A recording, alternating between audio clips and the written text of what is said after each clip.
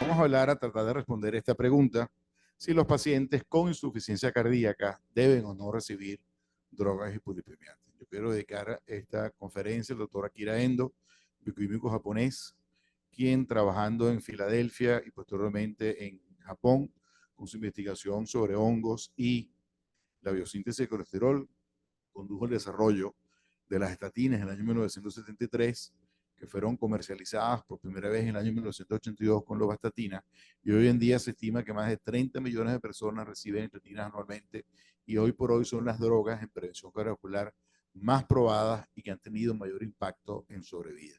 De manera que con este pequeño homenaje doy comienzo a lo que sería mi agenda. ¿Qué nos dicen las guías actuales sobre el uso de hipolipemiantes en pacientes con falla cardíaca? ¿En qué se basan las guías? ¿Cuáles son las reales evidencias? Si se justifica o no indicarlas. ¿Cuáles son las evidencias más recientes? ¿Y cuál es una propuesta de respuesta que tenemos nosotros bajo la manga? Vamos a ver primero las guías europeas del año 2021, y cuando nosotros hacemos el buscador en PDF de estatinas y aparecen solamente 6 menciones, de las cuatro son en referencias. ¿Y qué nos dice específicamente? Que el tratamiento con estatina está recomendado en pacientes de alto riesgo de enfermedad cardiovascular o con enfermedad cardiovascular para prevenir o retrasar el inicio de falla cardíaca y para prevenir las hospitalizaciones por falla cardíaca con nivel de evidencia 1A. Las guías del American College, el American Heart, el mismo proceso, solamente sale en 4 referencias y nos dice que en pacientes con una historia reciente o remota de infarto o síndrome coronario agudo, puede usarse estatinas para prevenir insuficiencia cardíaca sintomática y eventos cardiovasculares adversos. Las guías canadienses son unas guías que a mí particularmente me gustan mucho porque son muy de la práctica clínica diaria. Vemos que estatinas ni siquiera aparece cuando uno hace la búsqueda. ¿En qué se basan estas guías? ¿Cuáles son las evidencias? Y de forma universal, prácticamente copiado al calco, todas las guías se basan en estos dos documentos que fueron publicados muy juntos uno al otro en el año 2015. Uno es el estudio Corona con rosuvastatina en pacientes ancianos con falla cardíaca, y el otro es el estudio GC Heart Failure. Los dos fueron estudios que resultaron negativos, en el cual pareciera que el uso de estatina, en este caso rosuvastatina, no tenía utilidad.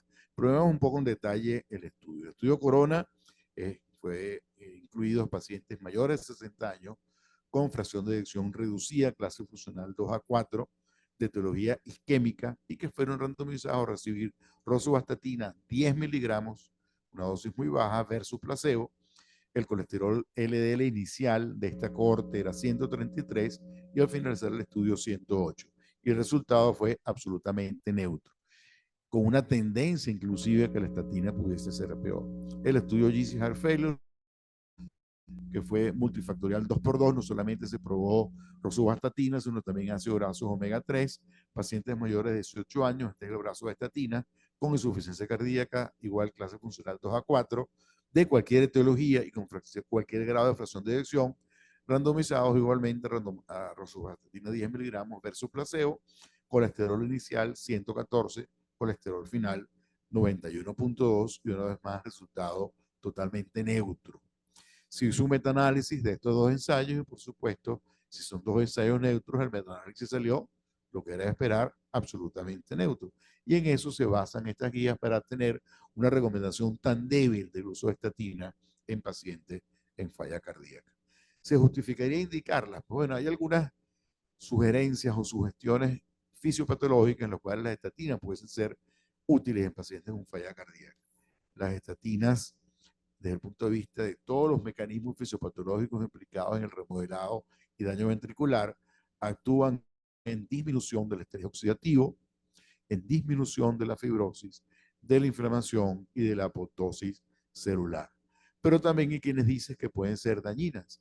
Estudios bioquímicos demuestran que la biosíntesis de proteínas que contienen selenio, las llamadas selenioproteínas, específicamente la glutatión peroxidasa y su grupo de proteínas, que tienen un papel como antioxidantes a nivel tisular, se ve afectado por las estatinas, y que esta disminución de esta capacidad antioxidante por esta disminución de selenoproteína pudiese ser perjudicial en los pacientes con estatina.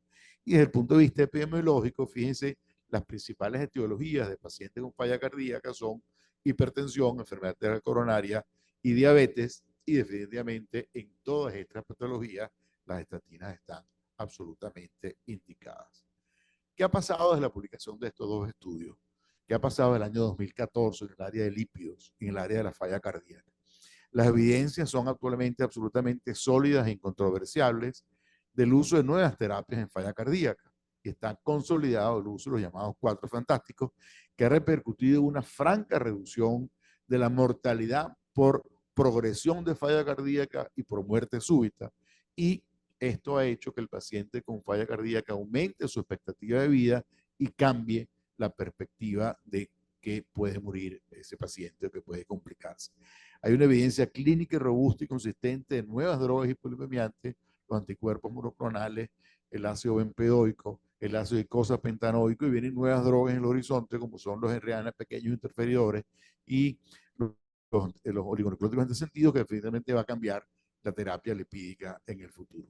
Y hay nuevas metas en el tratamiento lipídico. Esos pacientes del corona y del GISI que terminaron los estudios, pacientes con insuficiencia, por lo menos del corona, pacientes con enfermedad arterial coronaria, que terminaron con colesterol LDL en 114, hoy en día fuera definitivamente inaceptable tener un paciente posterior a un infarto con esos valores de colesterol LDL.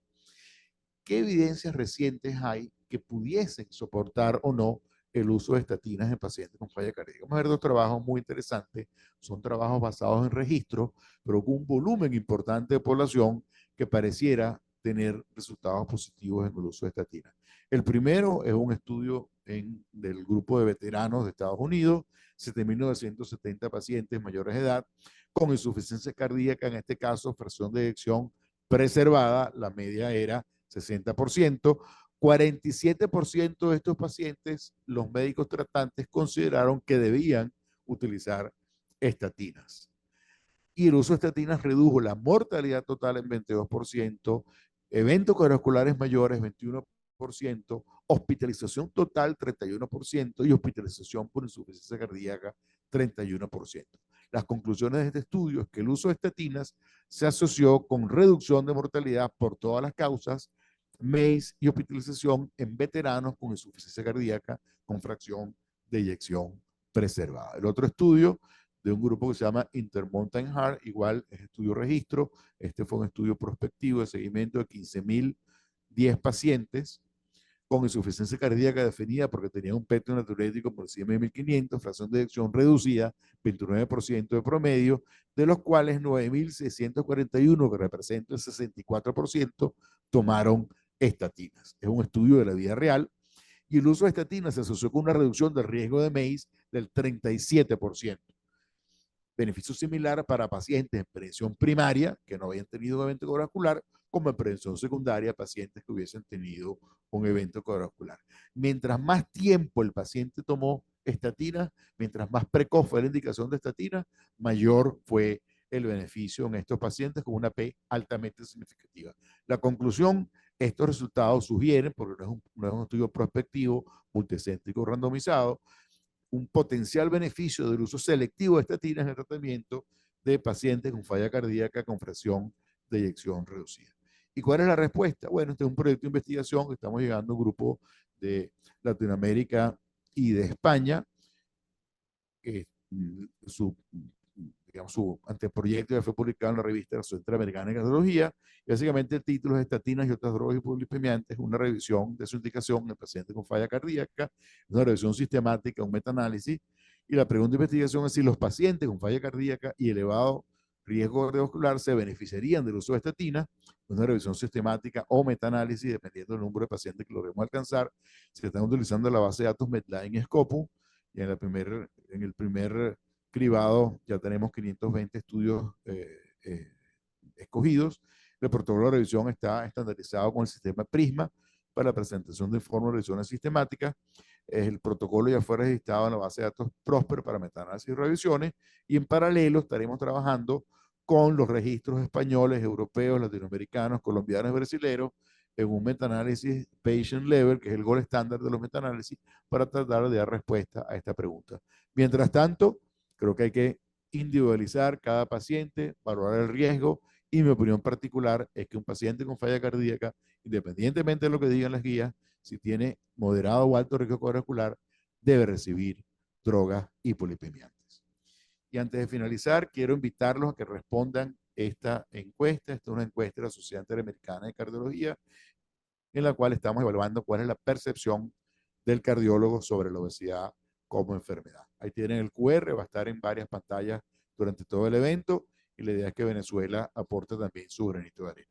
Y aquí, hasta aquí mi conferencia. Muchísimas gracias.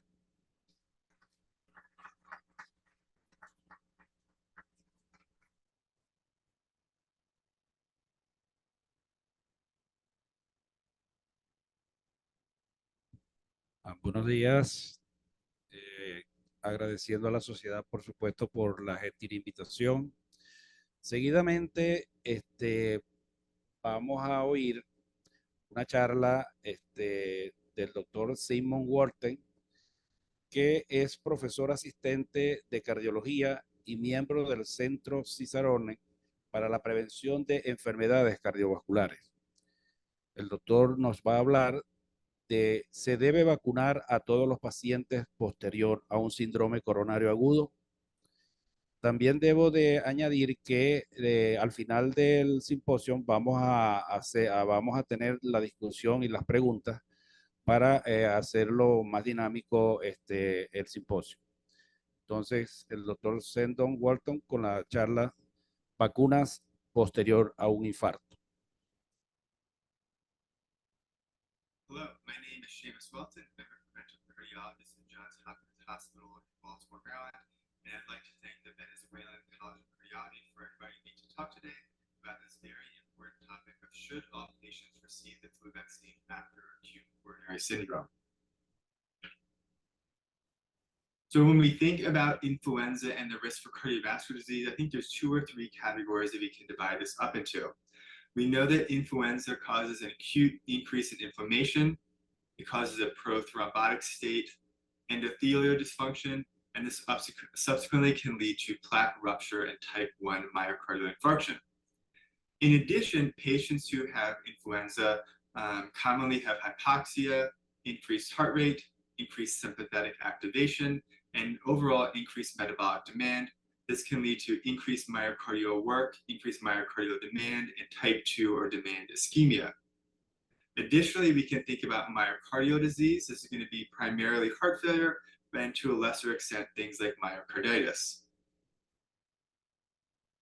It's been known for a very long time that there's seasonality with the rate of myocardial infarction. On the left here, this is data from 1998, although I think this was recognized well before then, that when we look in the middle at the warmer summer months, we see a lower rate of myocardial infarction. And when we look on either end of the graph, at the colder months, we see a higher rate of myocardial infarction. On the right, this is a similar graph. Again, here looking at MI, but also looking at diagnosis of flu. And we see the same general thing here, lower rate of MI in the summer, as we'd expect a very low rate of flu diagnosis during the summer.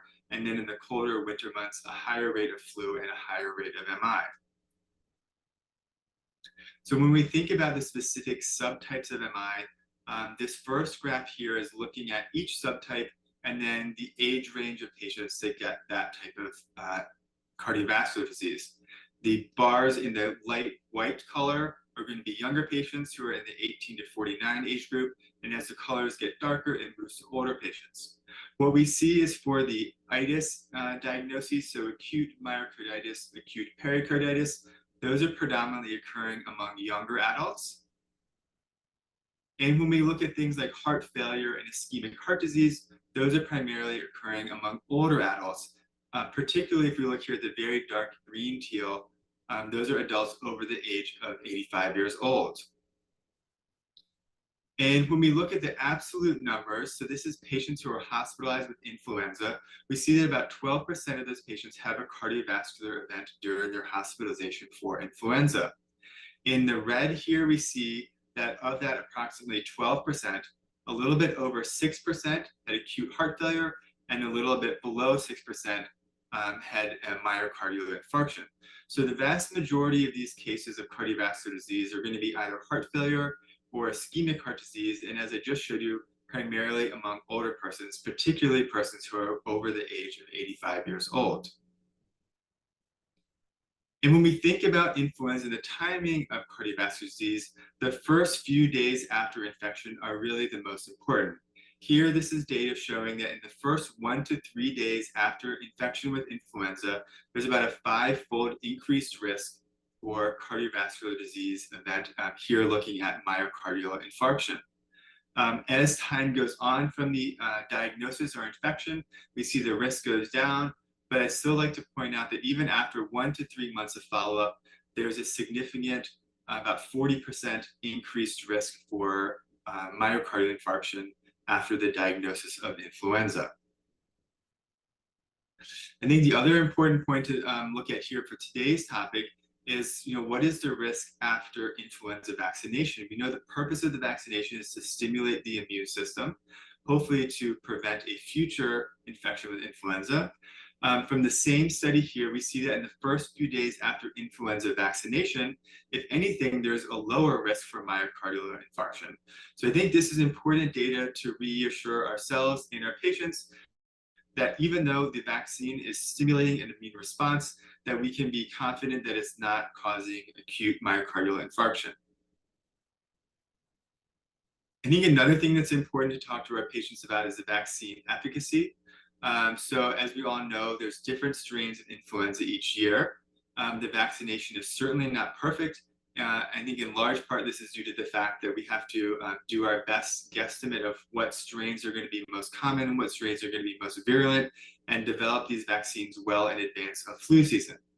When we look at data for the Centers for Disease Control, we see that for the year 2023 to 2024, there's approximately a 40-ish% efficacy for reducing the risk of an outpatient visit or hospitalization.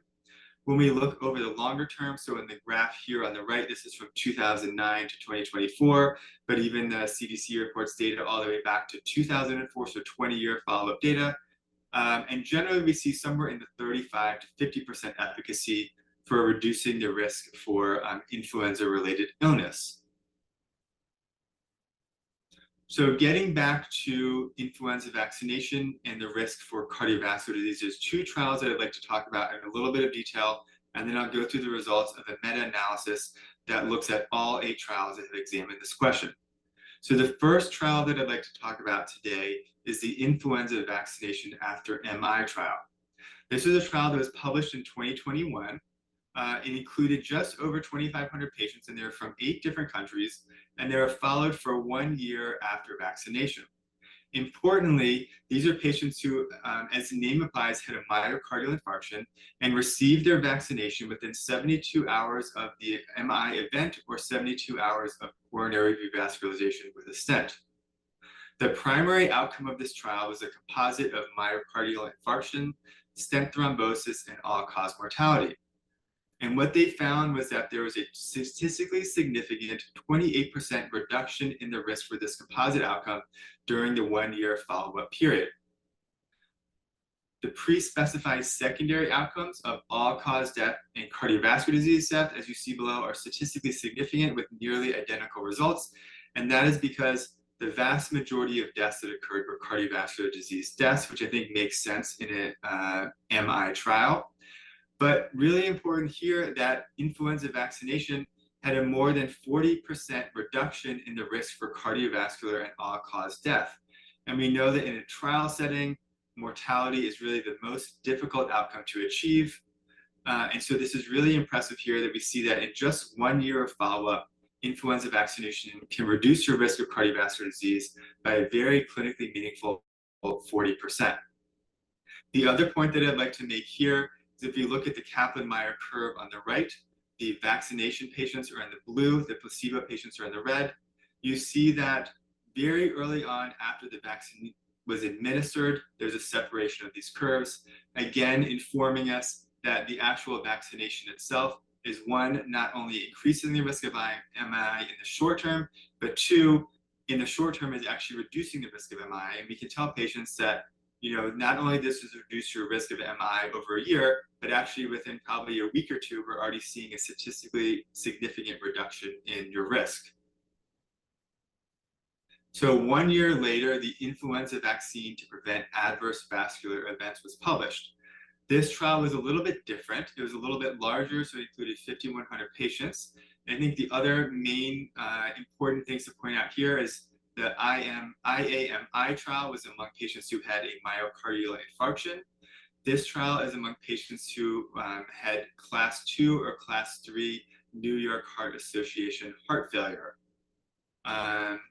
This trial also included patients from 10 different countries, so good representation internationally. And the follow-up here was about twice as long with 2.3 years mean follow-up time. Again, here we see a composite outcome of myocardial infarction, stroke, and cardiovascular disease death. On the right, you see the primary outcome here was non-significant. So there's a hazard ratio of 0.93 with a p-value of 0.3. So hazard ratio is still below 1, suggesting that there may be some benefit, but certainly by the p-value, very non-statistically significant results. One of the pre-specified secondary outcomes that the trialists wanted to look at here was looking at the efficacy during peak influenza season. I think it makes a lot of sense that influenza vaccine is going to be most efficacious during flu season. So when they looked at just restricting to the time period of peak influenza season, they saw that there was a 28% reduction in the risk for cardiovascular disease with a statistically significant p-value of 0.038. So again, overall trial results here were negative or non-significant among these patients with NYHA class 2 or class 3 heart failure, but the suggestion here that maybe during peak influenza season, we do see a benefit. So this was a meta-analysis published by my colleague, Dr. Aaron Mikos, just last year. We see on the bottom the results from the IAMI and the primary results from the IVVE trial. And it also includes 6 other randomized controlled trials looking at vaccination for influenza and the risk for cardiovascular disease. And given the somewhat conflicting data from these different trials, Dr. Mikos and her team wanted to put all these together to really try and give us our best estimate of whether or not influenza vaccination actually meaningfully reduces the risk of cardiovascular disease.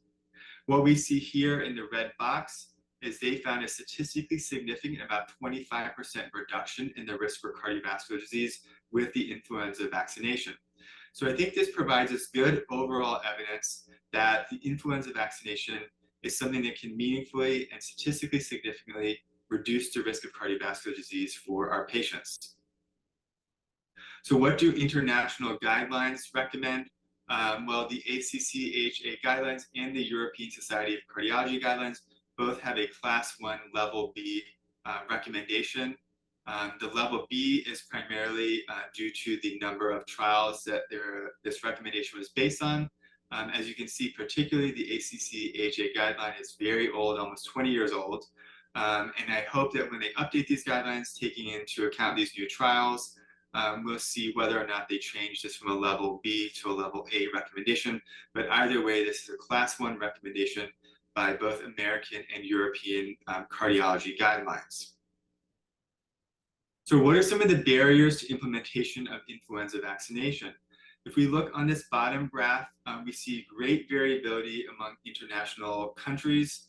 On the far left is Korea with about an 86% vaccination rate among adults over the age of 65. We look at Turkey, it's somewhere around 6%.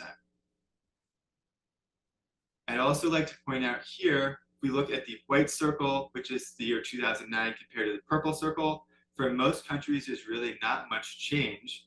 But for the countries where we do see a change, most of them we actually see the vaccination rate has gone down quite a bit. So we're actually moving in the opposite direction that we'd like to see. I think one important barrier here is the fear of adverse side effects, particularly the activation of the immune response. I hope I've shown you some good data that this is not something that we need to worry about. And again, this is the table on the right that I showed you earlier, showing that if anything, there may actually be a reduction in the risk for MI right after influenza vaccination. Certainly, I think it's a reasonable concern about the efficacy As I mentioned in a previous slide, it's about 35 to 50% on most years. So again, not perfect. And I think also a lack of clinician recommendation. So I think one problem with the influenza vaccination administration is, for cardiologists, this can often be something that's thought of as a primary care physician issue, and maybe something that we don't talk to our patients about. And, based on the data here, I think, what I've shown you is hopefully it's something that's very important to talk to our patients about. And then finally, I think vaccine misinformation, at least in the US, is something that has become an increasingly important problem. Hopefully, I've shown you good data here that we can reinforce our patients the efficacy and good safety profile of these vaccines. So what are some ways that we can overcome these barriers? Well, as this title of this talk is about, in the post-MI period after acute coronary syndrome, hospitalization is really a really big window of opportunity. We have patients who are in the hospital, they're not rushing in and out of clinic. We have the opportunity to spend hopefully a little bit of extra time talking with them. And hopefully for patients who have recently had MI, that's going to be the time period that they're hopefully most receptive to potential treatments that can reduce their risk of cardiovascular disease. Drilling down a little bit further, I think one way to really cement this into the hospitalization process is considering making influenza vaccination part of the post-MI checklist. So at our hospital, like I'm sure almost every other hospital, after MI, when you're discharging a patient, you have to check off these boxes for aspirin, statin, etc. I think if we think about including influenza on there, that's one way that we can really make it a concrete part of that hospitalization window of opportunity. Again, I think we can reassure patients about the safety profile, especially in the acute window, in the few days after vaccination. And I think it's important to emphasize the efficacy for CVD prevention. We often talk about giving the influenza vaccine to prevent influenza, but it's very important, especially as cardiologists, to emphasize the CVD prevention. So one nice study that looked at this was the NUDGE flu trial. In this trial, they had a number of different letters. I think there are 8 total different types of letters that they sent to patients electronically. And they showed that overall, by sending these letters, this significantly increased the likelihood that patients would receive the influenza vaccination. However, when they went and looked at each of the individual subtypes of letters, they found that only one type of letter actually significantly reduced the risk or significantly increased the likelihood of influenza vaccination. And that was the letter that emphasized the cardiovascular benefits of influenza vaccination. So again, I think this is really important that we emphasize the CVD benefits to our patients. We look at the table on the right here. The other thing I want to point out is, in the meta-analysis that I showed you, there's about a 25% reduction in the risk for cardiovascular disease, and that's over just 1 year. That's very comparable to medications and treatments that we consider really core cardiovascular disease prevention medications and treatments. When we think about things like smoking cessation, statins, influenza efficacy is right in that same general ballpark for reducing the risk of cardiovascular disease. And I think that's something that we may not recognize as clinicians as something that's very important to emphasize to our patients. So in summary, we know that influenza acutely increases the risk for cardiovascular disease, particularly in the first few days after influenza infection. Primarily, it's going to cause acute heart failure, acute myocardial infarction. And as I showed you, this is most often going to be in older patients, particularly patients over the age of 85 years old. As we were just discussing, influenza vaccination has a similar efficacy to other core CVD treatments. And this is something that's really important to emphasize to our patients. Internationally, the vaccination rate still varies quite a bit, but overall, we're still well below the goal. And it's really important to work on these barriers and overcome these barriers to influenza vaccination. And as I mentioned, I think emphasizing the cardiovascular disease benefits, the good safety profile, are things that we can really do to help improve the vaccination rate. And again, I'd like to thank the Venezuelan Congress of Cardiology for the opportunity to speak today. Thank you.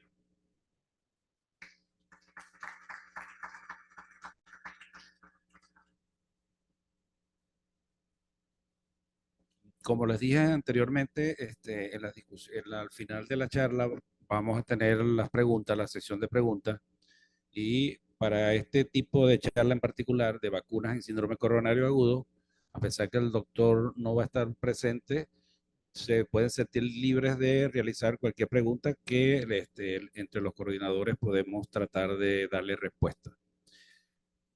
Seguidamente voy a presentar al doctor Alberto Lorenzetti. El doctor Lorenzetti es médico especialista en cardiología de la Universidad Nacional de Córdoba. Dirige la Clínica de Lípidos y Prevención Cardiovascular en el Departamento de Cardiología del Hospital de Córdoba. Actualmente es presidente de la Sociedad Internacional de Farmacoterapia en Cardiología. Y él nos va a hablar de un tema bastante interesante que ha tomado mucho auge recientemente en vista de la importancia para darle explicaciones a a pacientes que sin tener grandes factores de riesgo desarrollan enfermedad aterosclerótica, inclusive prematura. Él nos va a hablar, como decía un profesor austriaco, Krenenberg, nos va a hablar de la hermana misteriosa de la LDL, es decir, la LPA. Todo lo que se quiere saber de LPA y no se atreve a preguntar. ¿Listo? Muy buenos días. Para mí realmente es un gusto estar en este congreso relacionado con el 70 aniversario de la Sociedad Venezolana de Cardiología.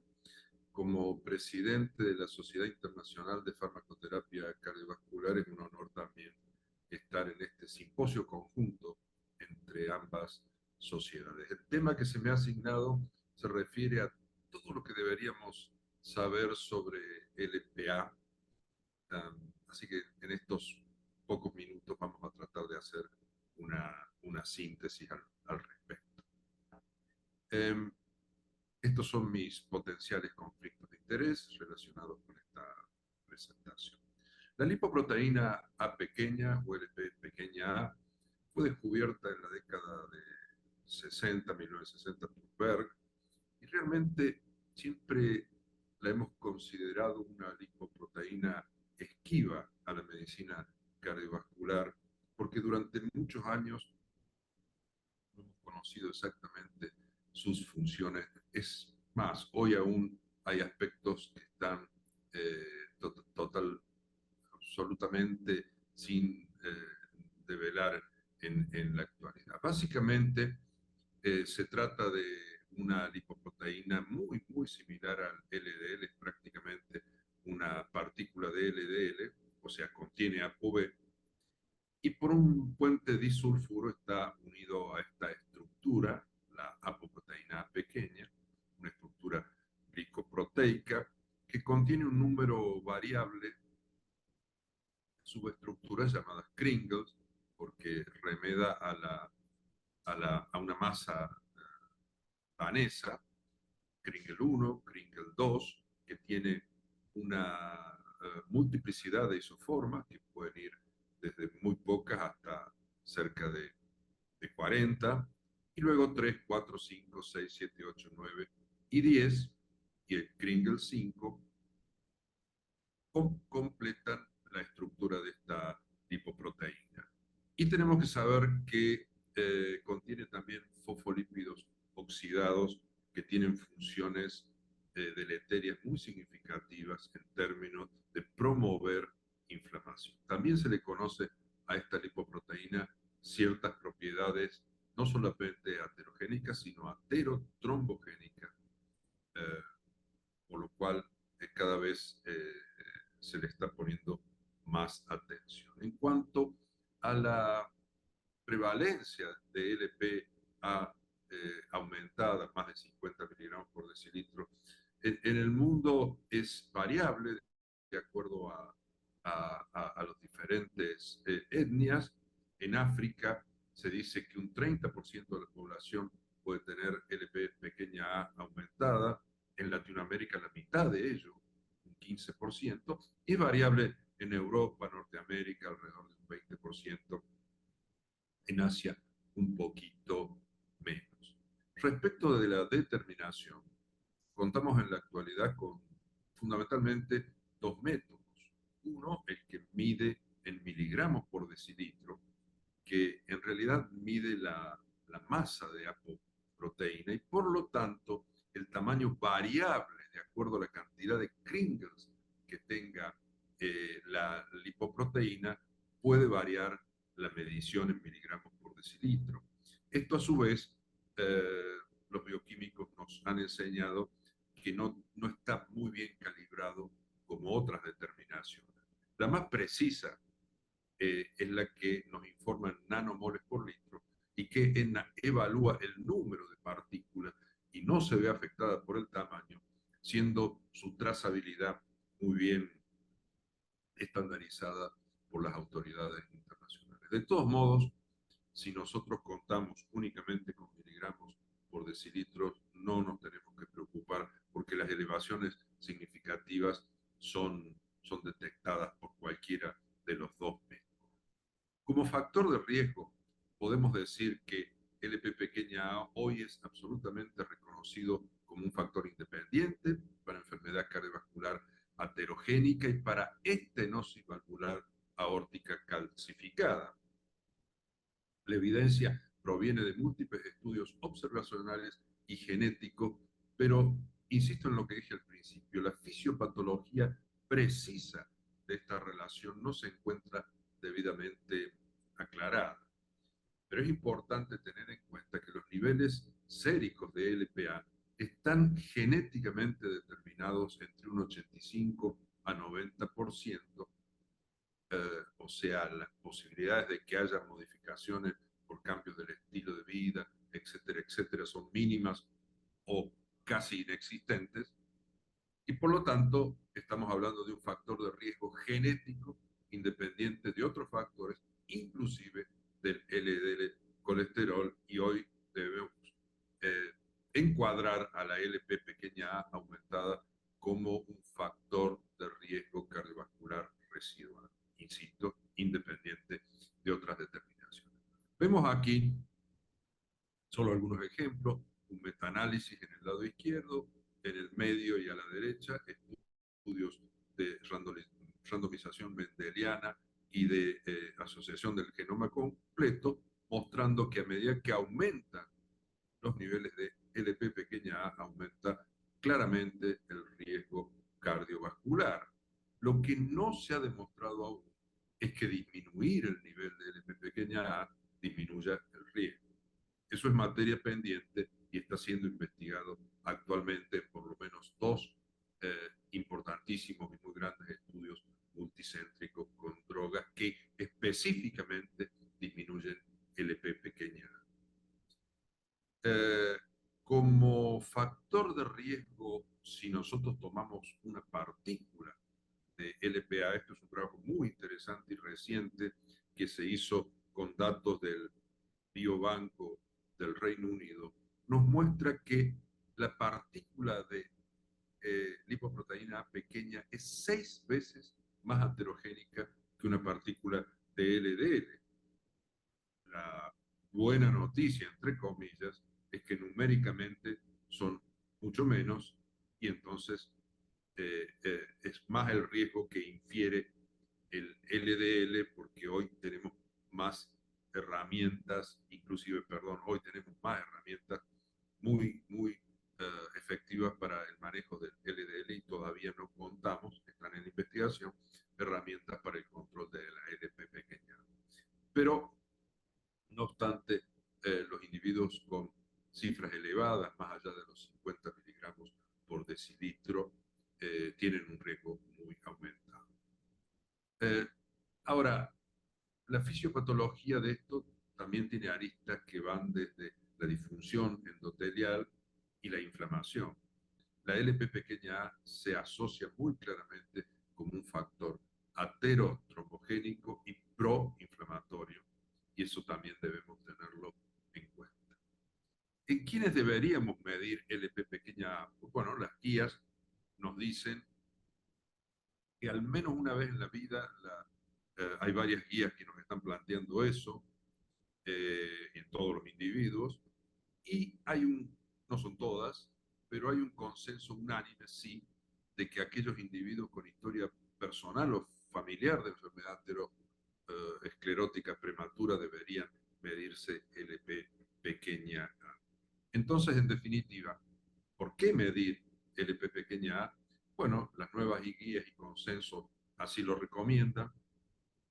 Asimismo, estamos hablando de un factor de riesgo causal a lo largo de la vida, y por lo menos, por lo tanto, al menos una vez en la vida habría que medirla. No hay prácticamente, o hay una mínima variabilidad, salvo que exista una intervención que la baje, pero yo ya lo dije anteriormente, factores que hacen a la actividad física, a la dieta saludable y demás, no van a modificar el P pequeña. La prueba es sencilla, no necesita ayuno, el costo es mínimo y todas las pruebas, insistimos, detectan niveles elevados de LP pequeña a, independientemente si hablamos de miligramos por decilitro o de nanomoles por litro. Además, los pacientes hoy están interesados. La concordancia de niveles aumentados de LPA con otros factores de riesgo, aquí les muestro un trabajo generado en el estudio MESA, nos muestra que, por ejemplo, aquellos pacientes que tenían LP pequeña a más de 50 e hipertensión fueron los que menor probabilidad de sobrevida libre de eventos tuvieron. O sea, no es bueno que un paciente con LP pequeña a fume, tenga hipertensión, tenga diabetes, etc. Ni que hablar de, a su vez, LDL, colesterol aumentado y alguna otra dislipidemia. Hoy contamos con un calculador de riesgo muy interesante que tiene en cuenta la LP pequeña a, y ustedes lo pueden encontrar en lpaclinicalguidance.com. Es básicamente como si fuese un Framingham donde incorporamos, bueno, edad, sexo, los valores de colesterol, HDL, la presión sistólica, etcétera, y nos da un riesgo, pero nos da la posibilidad de incluir el valor de LP pequeña a, y eso nos va a dar un cambio en la estimación del riesgo, y a su vez, si nosotros bajamos ese nivel de LP pequeña a, o cuánto haría falta bajar ese nivel de LP pequeña a para disminuir el riesgo. ¿Con qué herramientas contamos? Miren, el único fármaco aprobado a lo largo de la historia para el control de LP pequeña a es la niacina, que era muy modesta en su efecto y ya no la utilizamos por sus conocidas reacciones adversas colaterales. Los inhibidores de PCSK9, este es un trabajo que nosotros publicamos con casi 1000 pacientes diabéticos, con evolocumab, un anticuerpo monoclonal, disminuyó LP pequeña a en un promedio entre 45 y 55%. En la literatura, estas disminuciones están entre un 25 y un 35. Cabe reconocer que en este grupo había muchos pacientes asiáticos que realmente son muy sensibles, no solamente a las estatinas, sino a los inhibidores, y probablemente ese haya sido el origen de tan excelente respuesta. ¿Y qué tenemos hoy en estudio? Bueno, ustedes pueden observar aquí diversos fármacos que están en investigación, pero los que están más avanzados son el pelacarsen, un oligonucleótido antisentido que disminuye 80% aproximadamente la LP pequeña a, y el olpasiran, una molécula pequeña de interferencia de la ARN mensajero que también disminuye un 80-90% el nivel de LP pequeña a. Ambos están siendo estudiados en 2 megaestudios, los primeros en el Horizon, en el programa Horizon, y el segundo en el programa Ocean. Ya estamos hablando de estudios de disminución de eventos clínicos. Y hay otras moléculas como muvalaplin, es oral, y está en investigación, pero los más avanzados, insisto, son pelacarsen, inyectable subcutáneo, por supuesto, y olpasiran, también inyectable subcutáneo. Y para terminar, algo que ha aparecido últimamente en la literatura y que es la observación de una mayor incidencia de diabetes en los pacientes que tienen muy bajo nivel de LP pequeña a, una cuestión casi hasta paradójica. Esto que les presento aquí es un análisis de 4 cortes, 75.000 pacientes. El riesgo de diabetes fue 3% y 7%, perdón, fue mayor en los pacientes que tenían 3 y 7 miligramos por decilitro versus aquellos que tenían 62 miligramos por decilitro de LP pequeña. Estamos hablando de un aumento prácticamente del 30%. Pero lo interesante es que aún no está claro si esta relación es causal o se debe a la concentración de LPA o a la longitud de la isoforma. Lo importante es que hay datos de que la reducción farmacológica de la LP pequeña a es suficiente para disminuir, para lo que se estima disminuirá eventos, no aumenta el riesgo de padecer, no aumentaría el riesgo de padecer diabetes. Concluyo diciéndoles que la LP pequeña a es una lipoproteína aterotrombogénica que contiene LDL en su estructura, unida a una ApoA, presentando una notable heterogeneidad, y esa es la característica principal. No se cuenta con estudios de intervención que permitan corroborar que disminuir la LPA disminuye eventos. Hay estudios de randomización mendeliana y de asociación del genoma completo que nos muestran una gran evidencia de causalidad. Los inhibidores de PCSK9, ya sea los anticuerpos monoclonales o el inclisiran, pueden disminuir 25-30% los niveles de LP pequeña a. Las estatinas no tienen efectos. Se encuentran en estudios fármacos, como ya he mencionado, específicos capaces de disminuir entre 80 y 95% los niveles de LP pequeña a en ensayos aleatorizados de puntos finales duros cardiovasculares. Bueno, creo que con esto nos hemos sacado algunas dudas de lo que quisiéramos preguntar sobre LP pequeña a y por lo menos determinemos LPA en todos nuestros pacientes al menos una vez en la vida. Bueno, muchísimas gracias. Muy bien. Continuamos con la segunda parte del simposio, recordando que este simposio se está llevando a cabo de manera conjunta con la Sociedad Interamericana de Farmacología Cardiovascular.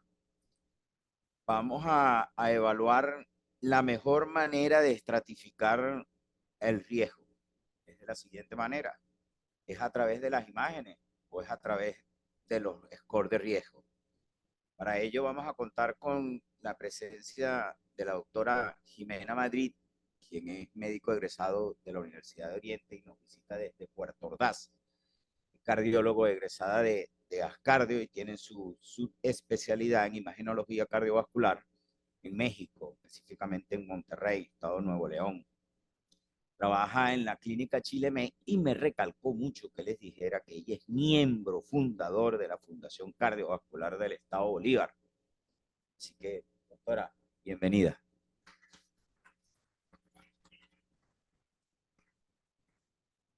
Muchas gracias, José Gregorio. Para mí es un honor estar aquí hoy compartiendo con ustedes.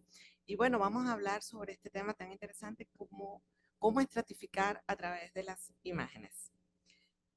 Comenzamos. Sabemos que la aterosclerosis es una enfermedad progresiva que se desarrolla lentamente durante varias décadas antes de que ella se manifieste clínicamente. Por tanto, su detección temprana es parte fundamental, evaluar y diagnosticar en la fase subclínica para de esta manera intensificar el tratamiento y controlar los factores de riesgo. Glasgow propuso que la lesión en su etapa inicial crece hacia el exterior manteniendo la luz del vaso, es decir, hay un remodelado adaptativo positivo y es al final, cuando la enfermedad está muy avanzada, que la luz se estrecha. Por lo tanto, es muy importante tener claro este concepto de que la aterosclerosis no está en la luz del vaso, sino en la pared del vaso.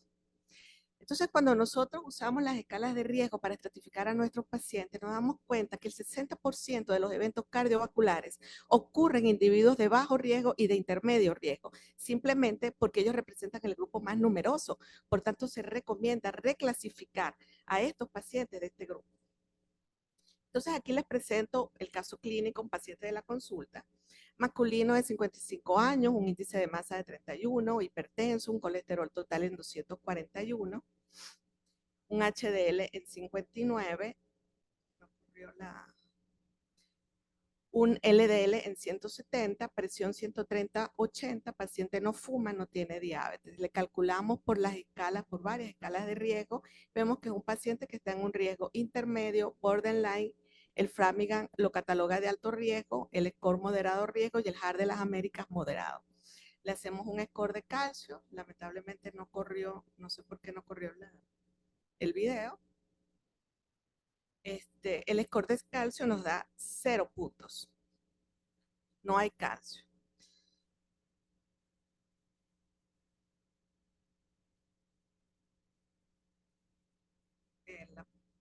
La próxima.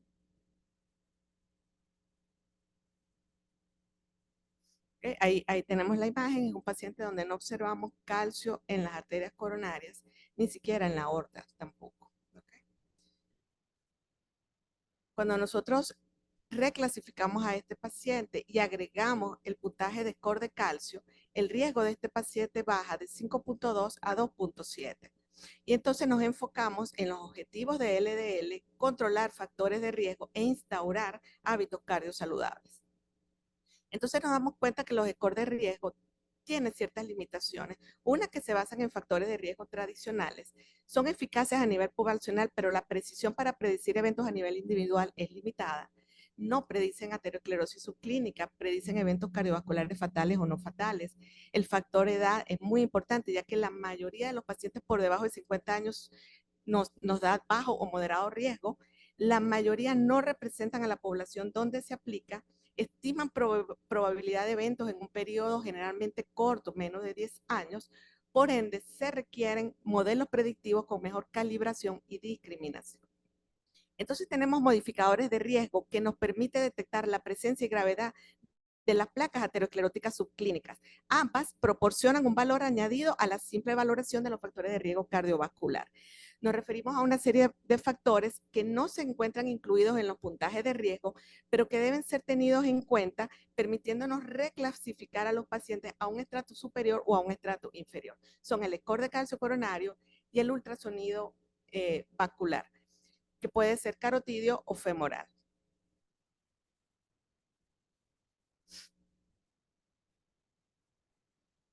Y aquí vemos cómo estos modificadores de riesgo fueron publicados por la Sociedad Europea de Cardiología, donde ellos recomiendan como modificadores de riesgo al ultrasonido, donde podamos evaluar la presencia de placa a nivel carotidio o femoral y la evaluación de score de calcio. Por otro lado, las guías americanas recomiendan como modificador de riesgo cardiovascular el score de calcio coronario.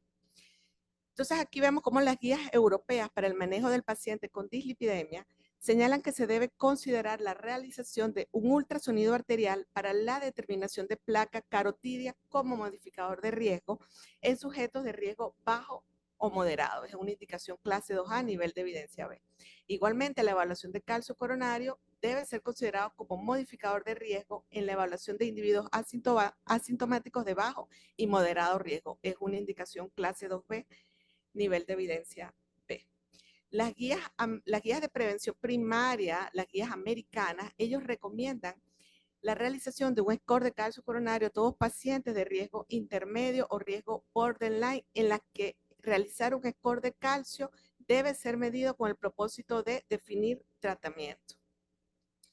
El consenso del SCCT, la Sociedad de Tomografía, ellos recomiendan que realizar las pruebas de score de calcio en el contexto de la toma de decisiones para individuos asintomáticos sin enfermedad arteriosclerótica que tengan entre 40 y 75 años en el grupo de moderado riesgo y selectivamente en el grupo de bajo riesgo, pero que tengan enfermedad prematura familiar, disfunción eréctil o enfermedad reumatológica. La Sociedad Australiana y de Nueva Zelanda recomiendan que el score de calcio es apropiado igualmente para pacientes asintomáticos, riesgo intermedio de Framingham, pero hay sus excepciones en pacientes de bajo riesgo que tengan enfermedad prematura familiar y en alto riesgo solo cuando el paciente sienta rechazo para el uso de la estatina o de la aspirina. Las guías de práctica clínica mexicana recomiendan en sus guías de dislipidemia la realización de score de calcio coronario o ultrasonido carotidio en sujetos de riesgo intermedio o alto para la correcta estratificación del riesgo cardiovascular, un nivel de evidencia 2, grado de recomendación B. Y al final vemos como a nivel mundial prácticamente la mayoría de las guías especializadas recomiendan el score de calcio para terminar de estratificar riesgo cardiovascular. Con respecto a los ultrasonidos carotidios, sabemos que los ultrasonidos Doppler son el método más común para determinar presencia de aterosclerosis. Y es así como la guía americana de ecocardiografía clasificó a los sujetos en 4 grados para estratificar el riesgo cardiovascular según la altura de la placa observada en la carótida. Y es así como en estos pacientes de riesgo bajo e intermedio, usted le hace un ultrasonido carotidio y si la placa mide menos de 1.5 milímetros o no hay placa, es un catalogado de bajo riesgo. Si la placa mide más de 1.5 milímetros, pero menos de 2.4, riesgo intermedio, y una placa mayor a 2.5 es de alto riesgo. Datos del estudio Framingham, del estudio MESA, el estudio ARIC, donde determinaron la presencia de una placa carotidia, evidenciaron que mejoró la reclasificación neta en un 7 a 10% en población de edad media. Datos del estudio PESA muestran una mayor afectación de las arterias femorales en pacientes de edad media asintomáticos en comparación a las arterias carótidas. En consonancia, también datos del estudio Aragon se evidenció que había mayor prevalencia de aterosclerosis en las arterias femorales, incluso cuando se compararon con las arterias coronarias. Por lo tanto, el análisis de la arteria femoral permite una detección más temprana de la. Este es otro caso clínico, paciente masculino de 56 años, un índice de masa de 27, hipertenso controlado, un colesterol en 261, un HDL en 90, es un paciente deportista, un colesterol no HDL en 171, presión 12,7, no fuma, no es diabético. Calculamos por varias escalas de riesgo, nos da entre un riesgo bajo y moderado. Le realizamos a este paciente un score de calcio, el score de calcio fue de 383, ¿me corre el video, por favor? Un CAC DRS A3 AN3, que es la nomenclatura sugerida por el servicio, por la escuela de tomografía. Eso significa que tiene un riesgo cardiovascular por score de calcio moderado a severo y tiene involucrado 3 vasos.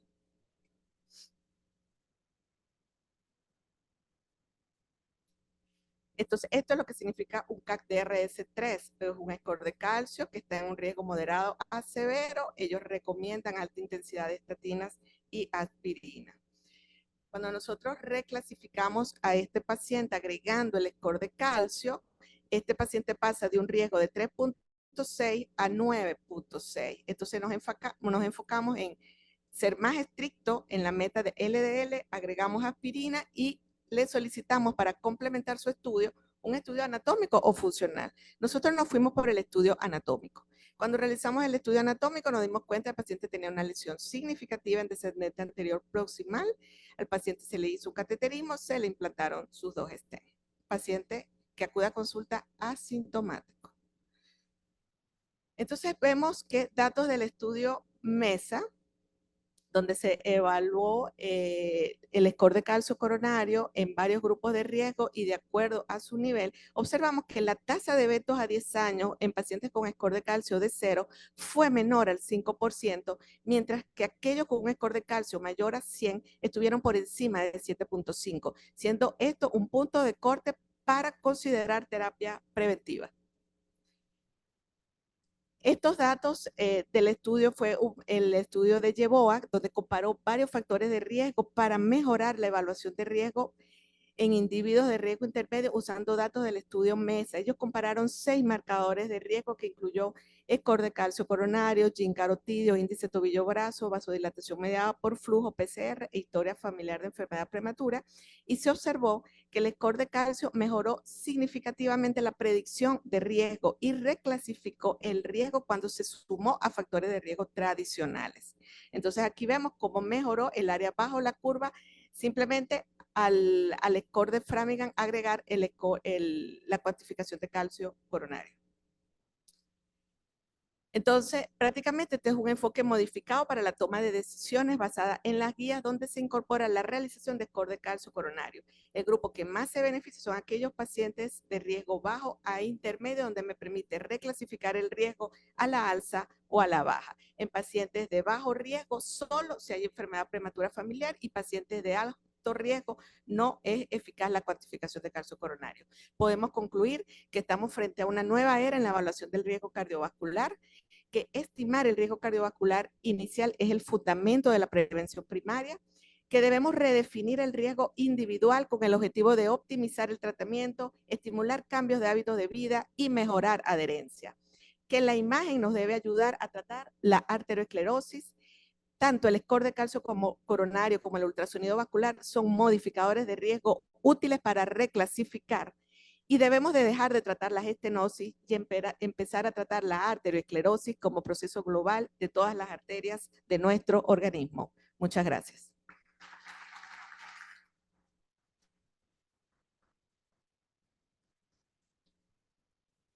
Gracias a la doctora Jimena. Continuamos. Ya lo vimos como la estratificación a través de las imágenes. Vamos a ver ahora con los scores. Y para ello contamos con la presencia del excelentísimo doctor José Ramón Gómez Mancebo, quien es magíster cienciario en cardiología, presidente de la Fundación Venezolana de Cardiología Preventiva, secretario de la Asociación Venezolana de Aterosclerosis, profesor de la Cátedra de Cardiología de la Escuela de Medicina de Luis Racetti y director del Laboratorio de Ecocardiografía del Hospital Universitario de Caracas. Además, es director del Laboratorio de Ecocardiografía de la Clínica Lati. Bienvenido.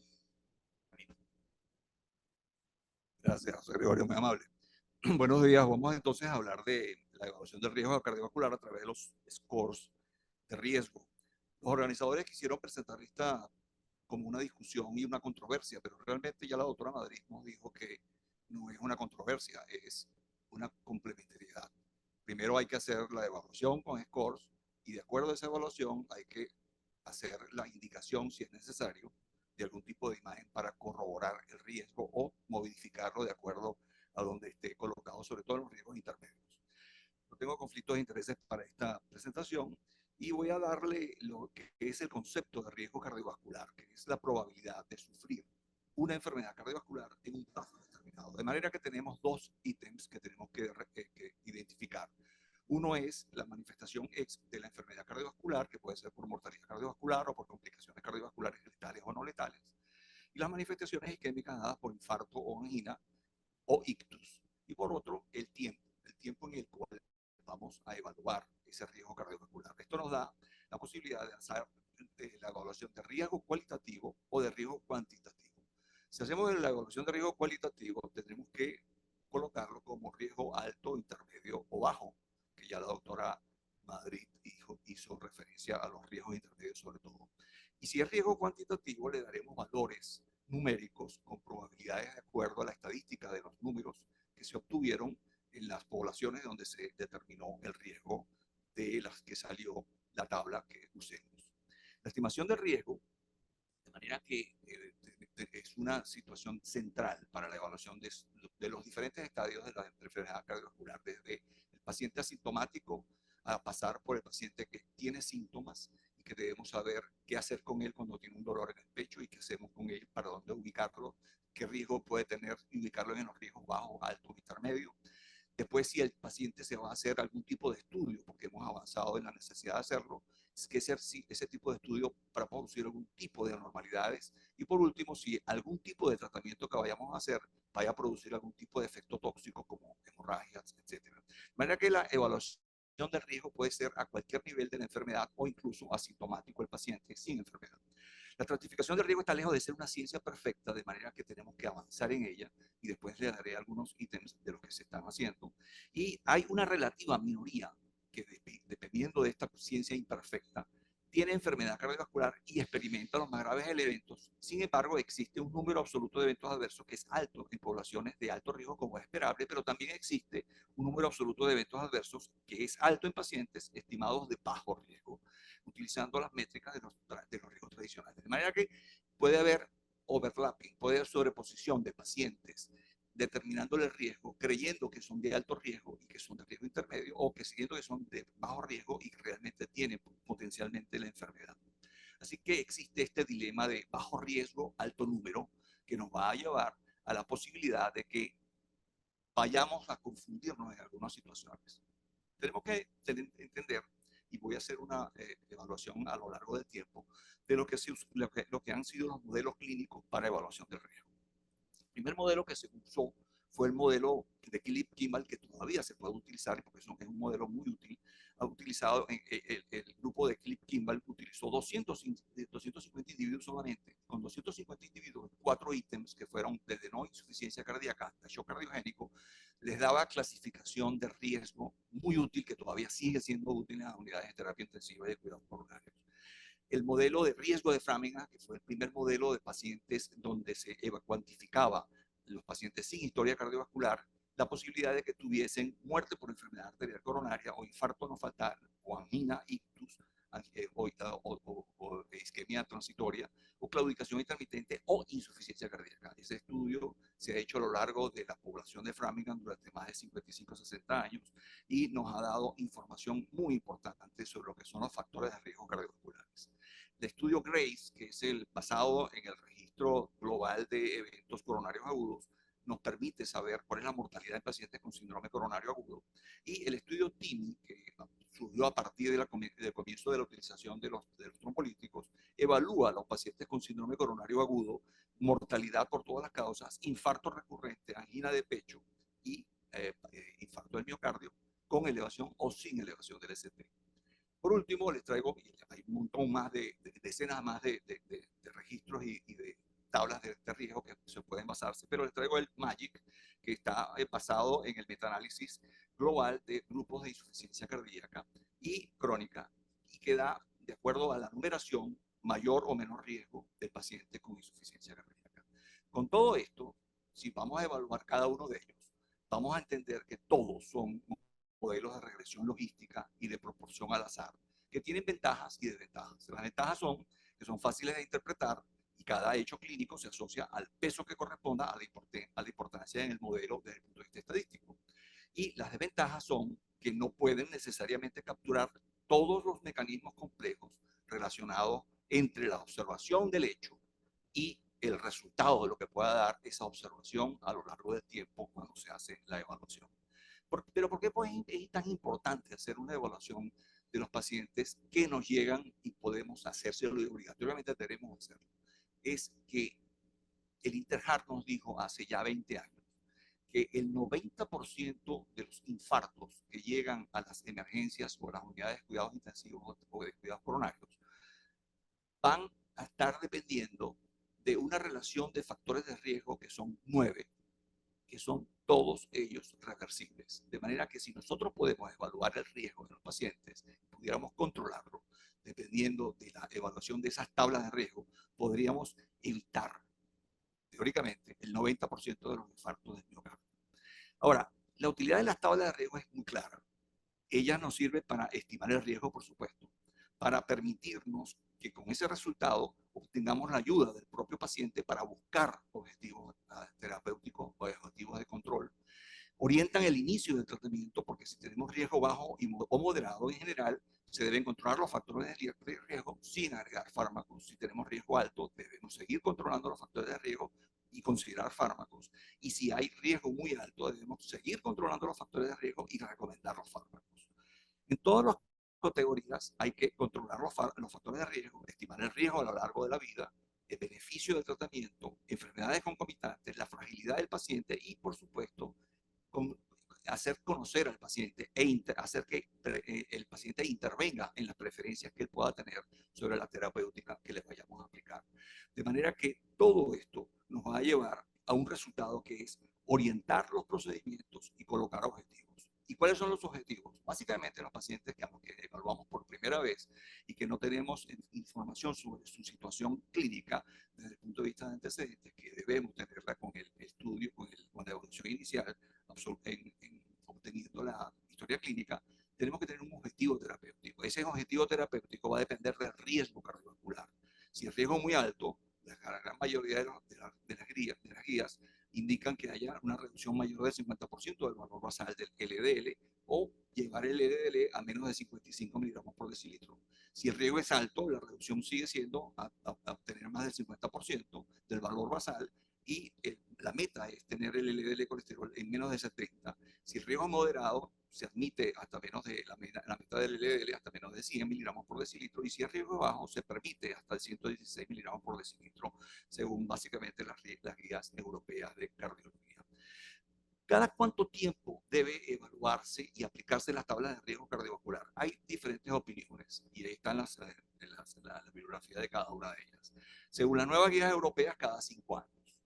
Según otras recomendaciones, si el riesgo cardiovascular es bajo, cada 2 años o cada 4 años. Y si el riesgo cardiovascular es moderado, anual. Mi recomendación particular es hacerla anual para que el paciente pueda ser evaluado y seguido si el paciente tiene ya una enfermedad cardiovascular establecida.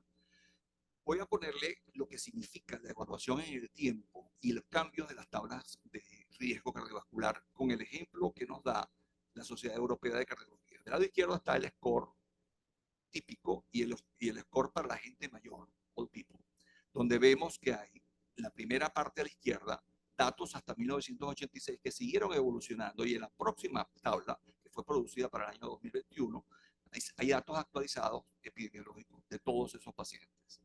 Los del score viejo estimaban el riesgo de mortalidad por enfermedad cardiovascular, pero subestimaban la carga de la enfermedad, sobre todo en jóvenes, cosa que sí se hace en el nuevo score, porque se extiende el periodo de evaluación de tiempo de la edad de los pacientes a evaluar. Como vemos en el primer score de 40 a 65 años y en el score de 65 a 80 años, también antiguo, cambió de 40 a 69 a 70 a 89. En el primer score se hacían 2 regiones europeas de riesgo, porque a la población a la que se aplica el score debe ser evaluada desde el punto de vista general como riesgo bajo o alto, o intermedio o alto. Y en el nuevo score se aplica a 4 regiones europeas de riesgo. Las 4 categorías de riesgo no se han modificado, pero en la primera no se discriminaba la edad, y en la segunda, en las nuevas guías, sí se ajusta a la edad las 4 categorías de riesgo. El valor de corte de cada categoría de riesgo en la primera parte, antes del año 2021, los valores de corte de cada categoría de riesgo son iguales para todas las edades, pero en la nueva propuesta, los valores de corte de cada categoría de riesgo difieren según la edad. Y esto evita el que se haga un subtratamiento en jóvenes o un sobretratamiento en ancianos. Y por último, en la primera parte del score se utilizaba el colesterol total, en el nuevo score se utiliza el colesterol no HDL. Les traigo algunas de las tablas, como lo han visto ahora. Ya hemos hablado de la tabla de Framingham, que fue la primera que se utilizó. Esta tabla de score, que es la novedosa y que se aplica para incluso gente mayor hasta los 89 años. Y les traigo una tabla muy práctica, que es la propuesta por la OPS como calculadora de riesgo cardiovascular, que es el trabajo de Hartz para evaluar y que permite hacer con muy poquitos ítems la evaluación del riesgo en el teléfono, como muchas otras tablas, pero con la facilidad de que esto, aunque le falte algún dato, él sigue dando el riesgo que pueda tener el paciente. La aplicación práctica de la estimación de riesgo cardiovascular se la voy a dar ahora, en este momento, con 2 ejemplos clínicos. En este caso es el riesgo relativo, que es como concepto la relación entre el riesgo absoluto de la persona y el riesgo que tendría si sus factores de riesgo fueran ideales. Y les traigo el ejemplo del cálculo de riesgo con este paciente. Una persona fumadora con una presión arterial de 180 milímetros de mercurio sistólica y un colesterol de 275 miligramos por decilitro, que tiene un riesgo relativo de tener una enfermedad cardiovascular mortal 10 veces mayor que una persona no fumadora de la misma edad con una presión arterial de 120 y un colesterol de 150, como ustedes ven aquí. Este es el caso del paciente y este es el caso del paciente si no tuviese ese riesgo que habría de tener. Ese riesgo relativo es especialmente útil en personas con riesgo absoluto bajo, pero con varios factores de riesgo que provocan que el riesgo relativo sea alto, de manera que la persona pueda tener un enfoque dado por el médico, donde les diga qué posibilidades tiene de mejoría si controla los factores de riesgo. Y el otro enfoque práctico, que también está en las guías para utilizarlo, es el cálculo de la edad vascular. Por ejemplo, si este varón de 40 años, fumador, con presión arterial sistólica de 180 milímetros de mercurio, con un colesterol de 200 miligramos por decilitro, se le calcula el riesgo absoluto, va a salir en la casilla del 2%. Pero si a ese paciente que tiene 40 años, relativamente joven, se le calcula la edad vascular, va a dar 59 años, porque tiene la misma probabilidad de morir de un episodio cardiovascular que una persona sana de 59 años. De manera que diciéndole al paciente que tiene 59 años su edad vascular, a pesar de que él tenga 40, va a entender mucho más fácilmente el planteamiento de que la edad vascular es mucho más fácil de entender que el riesgo cardiovascular absoluto. Así que con esto puedo decirles que deben aplicar las tablas de manera práctica, útil y de manera que el paciente pueda entenderlo mucho más fácilmente y además el médico pueda entenderlo mucho más fácilmente. Existen brechas, eso ya lo he comentado, existen brechas en las tablas de riesgo y esos modelos iniciales que indicaban que los factores de riesgo tradicionales, como están viendo ustedes en la tabla, van a producir esas tablas de riesgo hasta este momento. Existen factores de riesgo internos que nos podrían dar mucho mayor información y de hecho algunas de las tablas ya confeccionadas en la Sociedad de Cardiología Europea intervienen sobre esos factores de riesgo internos y permiten incorporar factores biológicos como los estados de inflamación, la migraña o los trastornos del sueño, los factores psicosociales como el ambiente del trabajo o incluso el plan y la situación de una ciudad donde el paciente pueda vivir, y los factores ambientales que tienen que ver con la polución del sonido y la polución del aire. Esto todo va a dar idea de que a medida que vayamos evolucionando con la incorporación de nuevas informaciones, vamos también obteniendo información adicional para crear tablas de riesgo. Todavía no tenemos la tabla de riesgo perfecta, pero existe la posibilidad de que sabiendo que esto existe, de que este planteamiento se hace, pudiéramos entonces evitar lo que llamamos el riesgo residual que queda en esas tablas que no podemos determinar con pacientes específicamente. Existen movimientos, existen estudios que llevan a la posibilidad de mejoría de las tablas de riesgo y que se basan en el aprendizaje profundo, en el deep learning. Y aquí están el concepto en que se basa esto, las observaciones que se hacen como siempre en cuanto a la función que dan ellos por la mortalidad, el infarto, el ictus, etcétera. Todos esos datos están interrelacionados entre sí, todos de manera múltiple. Esa sumatoria de datos matemáticos va a llevar a una probabilidad de un evento adverso que el médico puede evaluar y hacer una decisión clínica. Y ese deep learning va a llevarnos a que esa aplicación del aprendizaje profundo para estratificar el riesgo cardiovascular sea mucho mejor y básicamente se hace a través de la inteligencia artificial. Esto va a llegar a un momento en que podamos tener unas tablas de riesgo mucho más precisas, con muchísimo más sensibilidad y especificidad para evaluar al paciente asintomático incluso. De manera que como conclusiones les puedo decir que las tablas de riesgo son muy útiles, deben hacerse de primera al tocar al paciente, evaluar al paciente, hacer la historia clínica y deben aplicarse, como digo, a todos los pacientes para estimar el pronóstico y el resultado dará la base para la indicación de estudios adicionales que la doctora Madrid hará con registros e imágenes.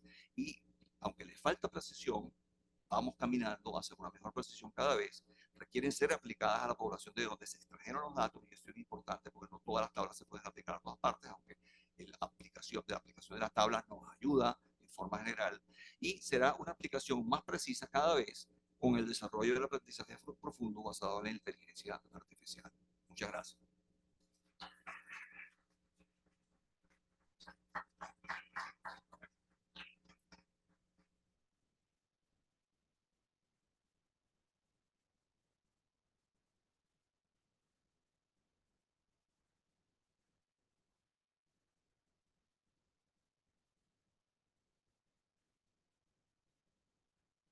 Muchas gracias por excelentes intervenciones. Yo creo que todos estamos acá. En ganas del tiempo, la discusión será un poco más corta. Quiero ver doctor Carlos, para hablar un poquito de lípidos e irnos más al consultorio, estadio A, pero que estimándole el riesgo sea un paciente de alto riesgo o muy alto riesgo, y sabiendo que de estos solamente un cuarto de ellos alcanzan el objetivo LDL. ¿Qué se recomienda actualmente en cuanto a las terapias? Estatinas a baja intensidad, estatinas alta intensidad solas o combinadas. ¿Qué se ha hablado en cuanto a eso en insuficiencia cardíaca? Tenemos insuficiencia cardíaca, en realidad no existen metas específicas para el paciente con insuficiencia cardíaca. Lo que debe ser calculado de ese paciente, parte del C de la insuficiencia cardíaca, ya documentado, solamente y al menos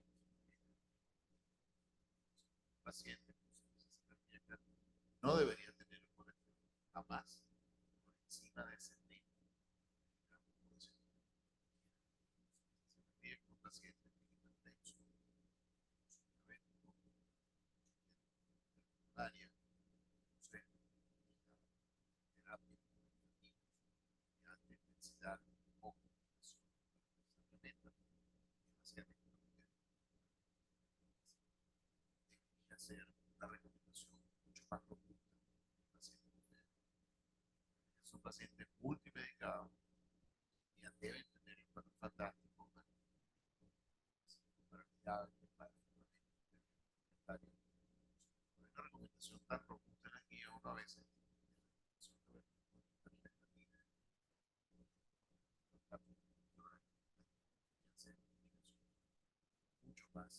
Sí, los últimos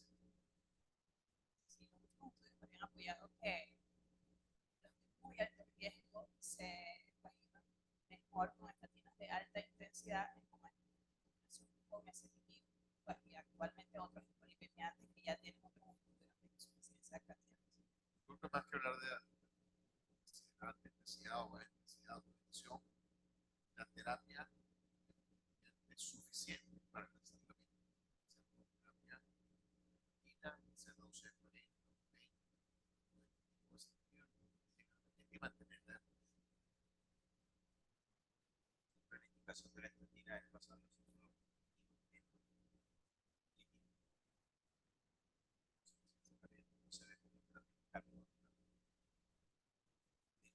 mira, con la estratificación. ¿Cuánto repetimos por el calcio? Si le haces un score de calcio inicial, el score de calcio es 0, la indicación es repetir el score de calcio en 5 años. Si el score de calcio es mayor a 100,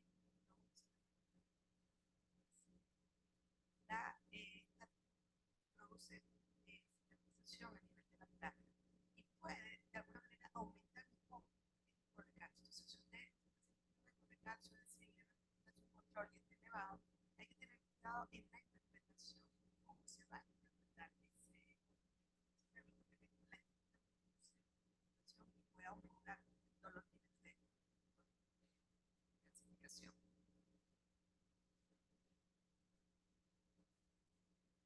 Bueno, ok, vuelvo a repetir. Si para evaluar el riesgo cardiovascular te decía hacerlo al paciente una primera vez un score de calcio, si el score de calcio sale 0, la recomendación es repetir el score de calcio a los 5 años. Si el score de calcio sale mayor de 100, usted ya es una indicación para instaurar terapia preventiva y no se recomienda ya realmente hacer seguimiento ni cuantificar nuevamente el score de calcio, porque probablemente le va a dar elevado.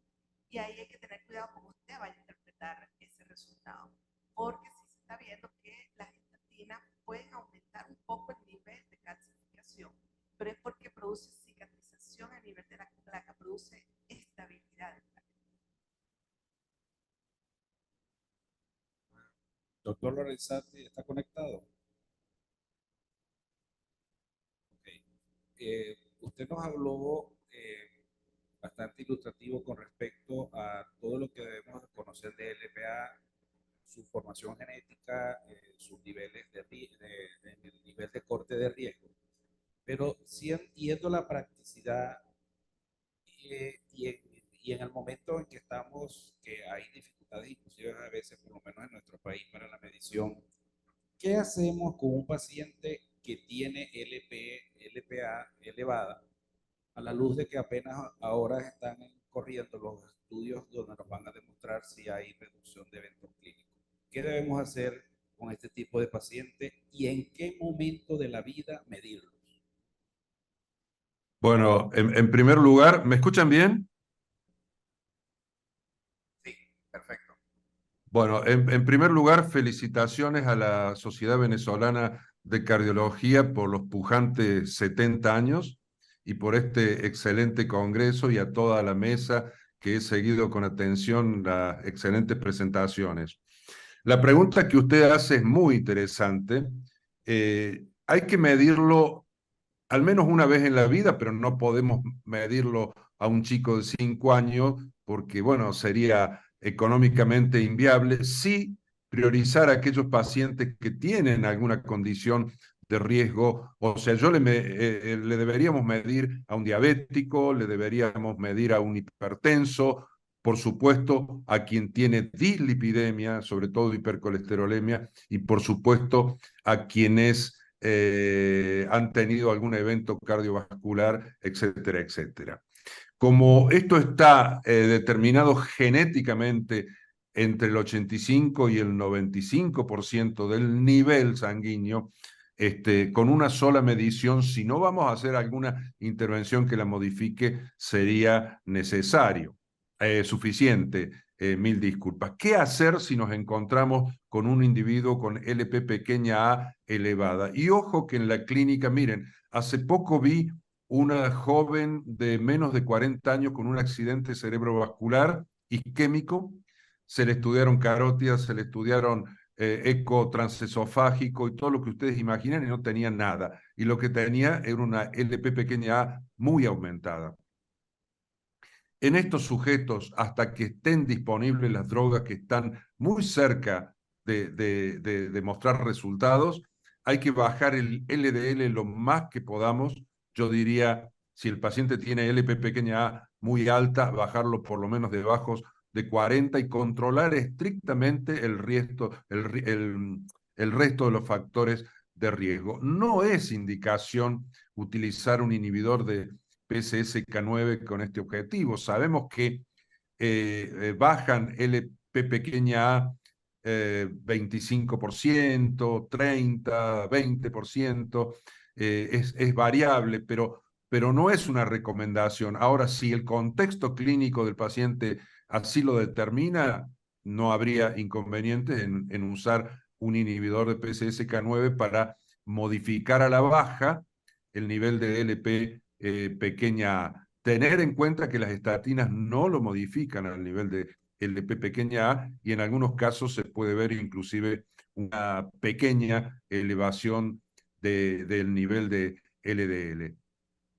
O sea, en definitiva, hasta que tengamos las drogas a mano y que sepamos si realmente bajar LP pequeña a trae beneficios clínicos, bueno, controlar al máximo el resto de los factores lipídicos, el nivel de ApoB, el nivel de LDL y el resto de los factores no lipídicos, hipertensión, diabetes, etcétera. Pero hay que medirla. Y la gente hoy quiere conocer, ¿no? También, no sé si les pasa a ustedes, pero en el consultorio mucha gente se ha enterado y viene con la inquietud.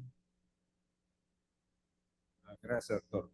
Una segunda pregunta, y usted habló sobre la paradoja de la LPA relacionados con el desarrollo de diabetes, pero hay también posiblemente una preocupación donde las estatinas generan un leve aumento de hasta un 20-30% de LPE. Esta elevación de LPA, perdón, ¿esta elevación tendrá alguna significancia clínica? ¿Sería de preocupar eso?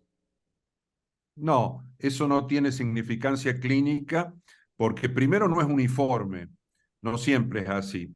Y segundo, al estar bajando el LDL, estamos contrarrestando un poco el efecto de riesgo de la LP pequeña a. En una de las diapositivas yo mostré que tomada la partícula individualmente, tiene 6 veces más poder proaterogénico que una LDL, pero en cantidad, obviamente, las partículas de LDL son muchísimas más, O sea que si bajamos el LDL con la estatina, siempre vamos a estar trayendo beneficios. No hay ningún inconveniente en eso y de hecho hay que usarlas.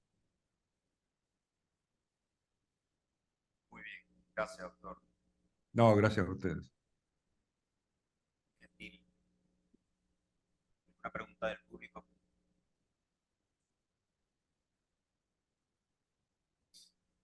Buenos días, bueno, felicitaciones a todos. Una pregunta para la doctora Madrid y para el doctor Gómez Mancebo. El caso que usted presentó del paciente con enfermedad coronaria, sin infarto, sin angina, creo que no tenía prueba de isquemia, fue revascularizado. La pregunta es, ¿qué hacemos con todo score de calcio patológico positivo y cuando conseguimos placas? Porque ese caso me genera inquietud porque va por una tendencia diferente a la tendencia actual de esos pacientes ser más conservadores. Ese paciente se llevó Donestén, seguro está bien, pero queda en el ambiente que todo score de calcio positivo debe ser revascularizado si demostramos una placa y no son muy claro. Quisiera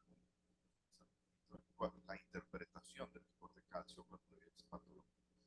Y la otra cara de la moneda, doctor González, doctor Mancebo, es qué hacemos con el paciente con score clínico elevado, riesgo moderado, pero score de calcio cero. La acción es igual, seguimos, lo tratamos igual, bajamos el LDL, controlamos presión igual o la conducta es diferente. Sí. Respondiendo a la primera pregunta, el caso era de paciente deportista.